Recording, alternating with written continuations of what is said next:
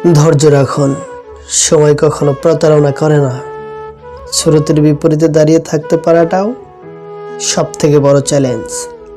সবাই এটা পারে না। জীবনে কারো পরিচয়ে পরিচিত হয়েও না, নিজের পরিচয়ে সব কিছু করার চেষ্টা করো। দেখবে তুমিও একজন পরিচিত ব্যক্তি হয়ে উঠেছ। কারো পা চেটে বড় না হয়ে নিজে খেটে বড় হও, দেখবে মজাই আলাদা। দুঃখের সময় আপন মানুষের ভাষা বদলে যায়, তাই বলে হতাশ হয়েও না। মনে রেখো, আকাশে মেঘ কিন্তু সারা জীবন থাকে না, তেমনি তোমার দুঃখগুলো চিরস্থায়ী নয়। সব অপরাধের থেকে বড় অপরাধ হলো কারোর সাথে বিশ্বাসঘাতকতা করা। মন পরিষ্কার রাখুন, কারণ সেই হিসাবটা অর্থের নয়, কর্মের হবে। মানুষ সিসি ক্যামেরাকে ভয় পায়, কিন্তু দুই কাঁধের দুই ফেরেশতাকে ভয় পায় না।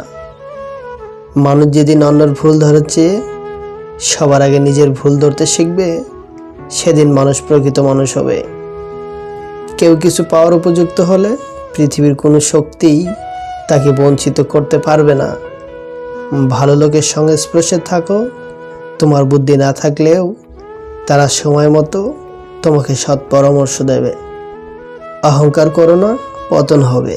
অতিরিক্ত সরল হয় না, এই স্বার্থর সমাজ তোমায় ঠকিয়ে দেবে। সম্পর্ক কখনো দূরত্বের কারণে শেষ হয় না, সম্পর্ক শেষ হয় অহংকার, অসম্মান, স্বার্থপরতা আর বিশ্বাসঘাতকতার কারণে। অতীতের কথা ভেবে কষ্ট পাওয়া হলো আবেগ, আর অতীত থেকে শিক্ষা নিয়ে সামনে এগিয়ে যাওয়াই হলো বাস্তবতা। জীবনের খারাপ সময়গুলো অনেক কিছুই শেখায়। একা থাকতে শেখায়, সাহসী হতে শেখায়, ধৈর্যশীল হতে শেখায়, জীবনের মানে বুঝতে শেখায়, পরিস্থিতি মানিয়ে নিতে শেখায়, শক্তিশালী হতে শেখায়, আর মানুষ চিনতে শেখায়। লাইফে অনেকেই আসবে, অনেকেই যাবে। কেউ আসবে স্বার্থের জন্য, আবার কেউ আসবে তোমাকে সঙ্গ দেওয়ার জন্য। এত মানুষের মাঝেও কেউ আজীবন থাকবে না। দিন শেষে তোমার জন্য তুমি নিজেই একা।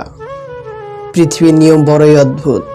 মৃত্যু মানুষকে কাঁধে নিয়ে যাওয়াকে মানুষ পুণ্য মনে করে, অথচ জীবিত মানুষকে সাহায্য করার আগে মানুষ 10 বার চিন্তা করে। আমাদের বর্তমান সমাজ ব্যর্থ মানুষকে নিয়ে হাসাহাসি করে, আর সফল মানুষকে নিয়ে হিংসা করে।